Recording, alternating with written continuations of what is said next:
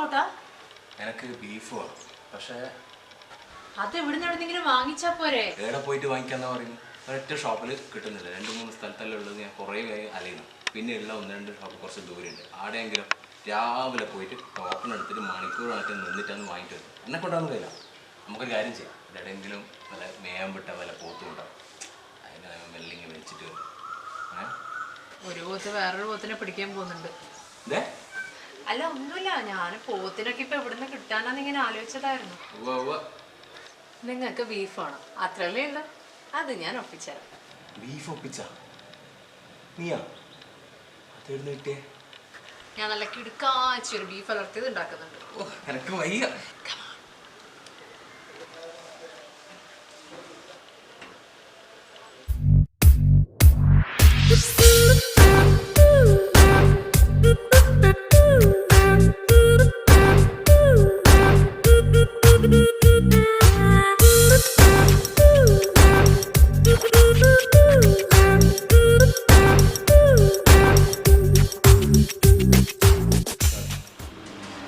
അങ്ങനെ നമ്മുടെ ബീഫ് വളർത്തിയത് ഉണ്ടാക്കാൻ വേണ്ടിയിട്ട് ഞാൻ ആദ്യം എടുത്ത് വെച്ചിട്ടുള്ളത് ഒരു 1/4 കിലോളം ബീഫുണ്ട്, 250 ഗ്രാം ബീഫ്.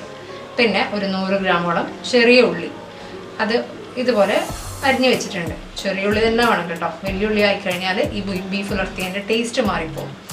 പിന്നെ ഞാൻ എടുത്തിട്ടുള്ളത് ഒരു 3 പച്ചമുളകുണ്ട്, അത് ഇതുപോലെ ഒന്ന് കീറി വെച്ചിട്ടുണ്ട്. പിന്നെ 1.5 ടേബിൾ സ്പൂണോളം ഇഞ്ചി വെള്ളുള്ളി ചതച്ചത്. പിന്നെ വേണ്ടത് 1 ടീസ്പൂണോളം പെരിഞ്ജീരകത്തിൻ്റെ പൊടിയുണ്ട്. ഇത് ഏകദേശം 1.5 ടേബിൾ സ്പൂൺ മല്ലിപ്പൊടിയുണ്ട്, 1/2 ടീസ്പൂൺ മഞ്ഞൾപ്പൊടി, ആവശ്യത്തിന് ഉപ്പ്. മുളക് പൊടി ഞാൻ എടുത്തത് 1 ടീസ്പൂണാണ്, നിങ്ങൾ ആവശ്യത്തിന് എടുത്തോളൂ. ഇത് ഏകദേശം ഒരു 1/2 ടീസ്പൂൺ ഉണ്ടാവും. കുരുമുളക് പൊടി. പിന്നെ ഞാൻ എടുത്തിട്ടുള്ളത് കറിവേപ്പിലയാണ്. പിന്നെ കുറച്ച് മല്ലിയിലയുണ്ട്. മല്ലിയില ഓപ്ഷണലാണ്, വേണമെങ്കിൽ ആഡ് ചെയ്താൽ മതി. എനിക്ക് ഫ്ലേവർ പൊതുവെ ഭയങ്കര ഇഷ്ടം, എനിക്കും എൻ്റെ ഹസ്ബൻഡിനൊക്കെ, അതുകൊണ്ട് ഞാൻ ആഡ് ചെയ്യുന്നു. പിന്നെ കുറച്ച് തേങ്ങാക്കൊത്തുണ്ട്. തേങ്ങാക്കൊത്ത് എന്ന് പറഞ്ഞാൽ ഞാൻ ഏകദേശം ഒരു മുറിയുടെ ഒരു 1/4 ഭാഗം എടുത്തിട്ടുള്ളൂ. അതൊന്ന് ഇതുപോലെ ഒന്ന് കൊത്തിയിട്ട് വെച്ചിട്ടുണ്ട്. പിന്നെ നമുക്ക് ഈ ബീഫ് വളർത്തിയത് ഉണ്ടാക്കാൻ ആവശ്യമുള്ള വെളിച്ചെണ്ണ, ഇത് ഏകദേശം ഒരു 2.5 ടേബിൾ സ്പൂൺ വെളിച്ചെണ്ണയുണ്ട്. അപ്പോൾ അതിന് നമുക്കിനി അതിൻ്റെ പ്രിപ്പറേഷനിലോട്ട് പോകാം. ഞാനിപ്പോൾ ഒരു ചട്ടി വെച്ച് ചൂടാക്കി അതിലേക്ക് നമ്മൾ എടുത്ത് വെച്ച വെളിച്ചെണ്ണ ഞാൻ ഒഴിച്ചു കൊടുത്തിട്ടുണ്ട്. നമ്മുടെ വെളിച്ചെണ്ണ നന്നായി ചൂടായിട്ടുണ്ട്. ഇതിലേക്ക് ഞാൻ കീറിയിട്ട പച്ചമുളക് ഇട്ട് കൊടുത്തു. അതുപോലെ ഇഞ്ചി വെള്ളുള്ളി അരച്ചതും കൂടി ഒന്ന് ഇട്ട് കൊടുത്തിട്ടുണ്ട്. അതിനെ ഒന്ന് മൂപ്പിച്ചെടുക്കാം.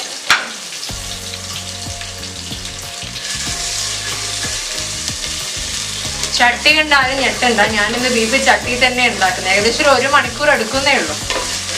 മെല്ലെ ഉണ്ടാക്കാം, കുഴപ്പമൊന്നുമില്ല.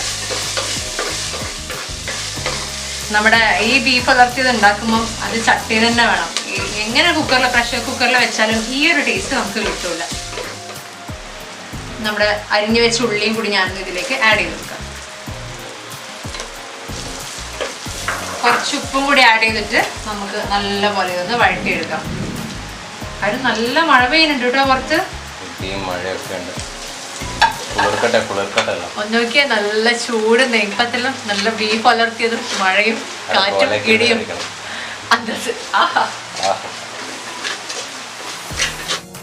നമ്മുടെ ഉള്ളി ഇപ്പം ഏകദേശം ഒന്ന് വഴന്ന് വന്നിട്ടുണ്ട്. ഇതങ്ങനെ എന്താ പറയുക, അധികം ഒന്നും അങ്ങനെ വഴന്ന് വരണ്ട. കാരണം എന്താ വെച്ചാൽ നമ്മുടെ ബീഫ് ഇതിനകത്ത് തന്നെ ഇട്ട് വേവിക്കുന്നതല്ലേ.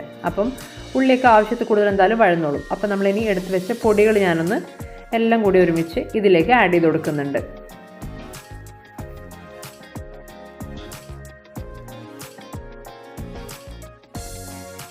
നമ്മളെ ഇതിലിട്ട പൊടികൾ നമ്മൾ ഒരുപാടങ്ങ് വധിക്കേണ്ട കാര്യമൊന്നുമില്ല. ജസ്റ്റ് അതിനൊന്ന് പച്ചമണം മാറിക്കിട്ടിയാൽ മാത്രം മതി. അപ്പോൾ ഇത് ഇത്രയും തന്നെ മതി. ഇനി നമുക്ക് നമ്മുടെ ബീഫിന് ആഡ് ചെയ്യാമല്ലോ. മിസ്റ്റർ ഷെഫ്, ബീഫിന് ആഡ് ചെയ്യൂ. പോരട്ടെ.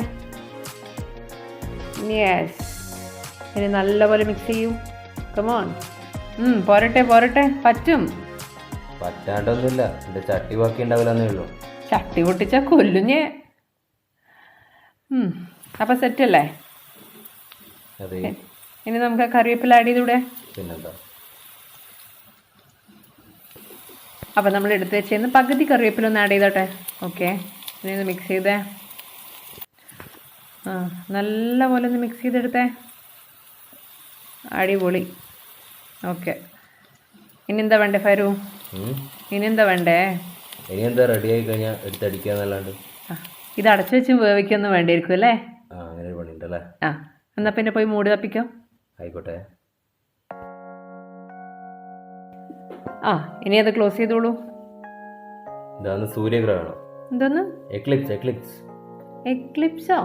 നിനക്ക് പിന്നെ എക്കിള് മാത്രമല്ല അറിയുള്ളൂ. ഇതിനി ഒരു 10-20 മിനിറ്റ് ഇങ്ങനെ തന്നെ നിന്നിരുന്ന് കുക്കായിക്കോട്ടെ. 10-20 മിനിറ്റ് കൊണ്ടൊന്നും കുക്കാവൊന്നുമില്ല കേട്ടോ. 10-20 മിനിറ്റ് അതിനെ തുറന്നു നോക്കുക, ഇളക്കുക, വീണ്ടും അടച്ചു വെക്കുക, പിന്നെയും കുക്ക് ചെയ്യുക.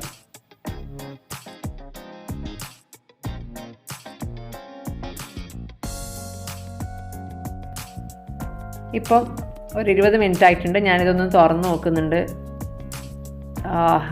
അടിപൊളി. ഇങ്ങനെ തന്നെ എടുത്ത് തിന്നാലോ ഫൈറു? ഒന്നൊന്നര സ്മെല്ല്. നല്ല നാടൻ പൊറോട്ട ഓർമ്മ വന്നു. അയ്യോ, ഇന്ന് പൊറോട്ടയില്ല, ഇന്ന് നെയ്പ്പത്തിൽ മാത്രമേ ഉള്ളൂ. നെയ്പ്പത്തിലെന്താ മോശം?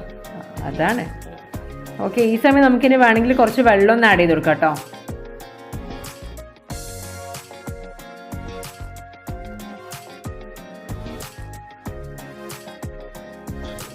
ഞാനിപ്പോൾ ഏകദേശം ഒരു 1/2 ഗ്ലാസോളം വെള്ളം ഒന്ന് ഒഴിച്ചു കൊടുക്കുന്നുണ്ട് കേട്ടോ. എന്നിട്ട് നല്ലോണം ഒന്ന് മിക്സ് ചെയ്ത് വെക്കാം. ഈ സമയം നമുക്ക് ഉപ്പോ അങ്ങനെ എന്തെങ്കിലും എരിവോ ഉപ്പോ എന്തെങ്കിലും കുറവുണ്ടെങ്കിൽ നമുക്കൊന്ന് ആഡ് ചെയ്ത് കൊടുക്കാം. എന്നിട്ടൊന്ന് അടച്ച് വെച്ചിട്ടൊരു 20 മിനിറ്റ് കൂടെ ഒന്ന് വേവിച്ചെടുക്കാം.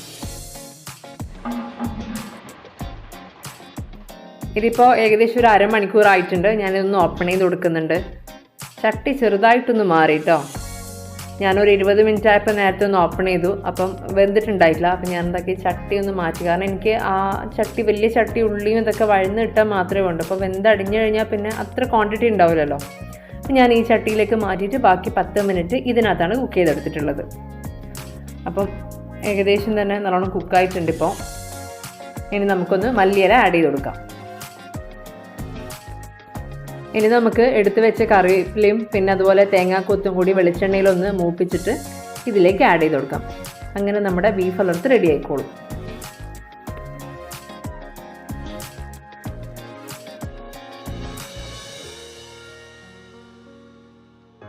ഞാനിപ്പോൾ വേറൊരു ചെറിയ പാൻ വെച്ച് ചൂടാക്കുന്നുണ്ട്. അതിലേക്കൊരു 1.5 ടേബിൾ സ്പൂണോളം വെളിച്ചെണ്ണ ഒഴിച്ചു കൊടുക്കുന്നുണ്ട്. ഇതിനി ഒന്ന് ചൂടായി കഴിഞ്ഞാൽ നമ്മൾ നേരത്തെ എടുത്ത് വെച്ചിട്ടുള്ള തേങ്ങാക്കൊത്തുണ്ടല്ലോ, അത് നമുക്കിതിലേക്കൊന്ന് ആഡ് ചെയ്ത് കൊടുക്കാം. ഇത് നിങ്ങൾ ആഡ് ചെയ്തിട്ട് വറുത്തെടുക്കുമ്പോൾ ശ്രദ്ധിക്കണേ. കാരണം എന്താ വെച്ചാൽ സിമ്മിൽ വെച്ചിട്ട് തന്നെ ചെയ്യുക. ഫ്ലെയിമിൽ വെച്ച് കഴിഞ്ഞാൽ തേങ്ങാക്കൊത്തങ്ങ് കരിഞ്ഞു പോകും. അപ്പം സിമ്മിൽ വെച്ചിട്ട് മെല്ലെ ഒന്ന് വറുത്തെടുത്താൽ മതി.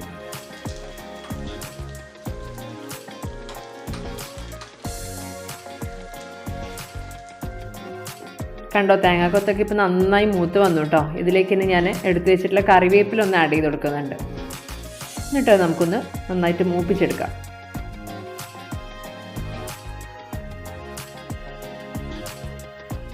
ഇതിലേക്ക് ഞാനൊരു 1/4 ടീസ്പൂണോളം കശ്മീരി മുളക് പൊടി ഒന്ന് ആഡ് ചെയ്ത് കൊടുക്കുന്നുണ്ട്.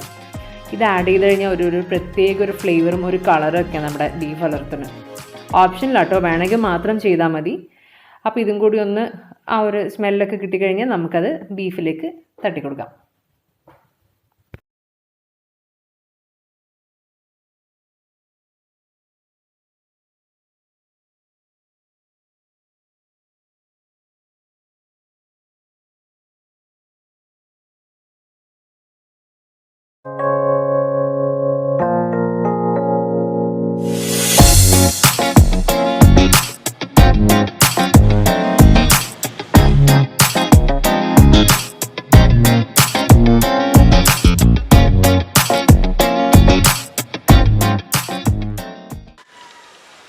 ബീഫ് ഉലർത്തി എല്ലാവരും കണ്ടില്ലേ, അടിപൊളി ടേസ്റ്റ് ആട്ടോ. ടേസ്റ്റിനെ മാത്രമല്ല എല്ലാവർക്കും ഒരു കൺഫ്യൂഷൻ ഉണ്ടാവും. നമ്മൾ ഉണ്ടാക്കുന്നത് ചട്ടിയിലാണ്, അപ്പം ബീഫ് വേവൂലേ എന്നൊക്കെ ഒരു ടെൻഷൻ ഉണ്ടാവും. ഒന്നും പേടിക്കാനില്ല, ബീഫൊക്കെ നല്ല അടിപൊളിയായിട്ട് പോകും. ചില സമയം നമ്മൾ ഡിപ്പെൻഡ്സ് ഓൺ ബീഫാണ്. ചില സമയം എന്താ പറയുക, ബീഫ് അരമണിക്കൂർ കൊണ്ട് കുക്കാവായിരിക്കും, ചിലപ്പോൾ 1 മണിക്കൂർ എടുക്കും, ചിലപ്പോൾ 1.5 മണിക്കൂർ എടുക്കും. പക്ഷെ എന്ത് തന്നെയാണെങ്കിലും ആ ഒരു ചട്ടിയിൽ ഉണ്ടാക്കുന്നതിൻ്റെ ടേസ്റ്റ് ഏത് പ്രഷർ കുക്കറിൽ വെച്ചാലും കിട്ടില്ല. അപ്പം നിങ്ങൾ ചട്ടിയിൽ തന്നെ നമ്മുടെ ഈ ബീഫ് ഉലർത്തി ഒന്ന് ട്രൈ ചെയ്ത് നോക്കുക. എന്നിട്ട് അഭിപ്രായങ്ങൾ കമൻറ്റ് ബോക്സിൽ അറിയിക്കുക. ഈ വീഡിയോ ലൈക്ക് ചെയ്യുക, ഷെയർ ചെയ്യുക, അതുപോലെ തന്നെ ചാനൽ ആദ്യമായിട്ടാണ് കാണുന്നതെങ്കിൽ സബ്സ്ക്രൈബും കൂടി ചെയ്യുക. അപ്പോൾ മറ്റൊരു വീഡിയോയിൽ കാണുന്നതായിരിക്കും.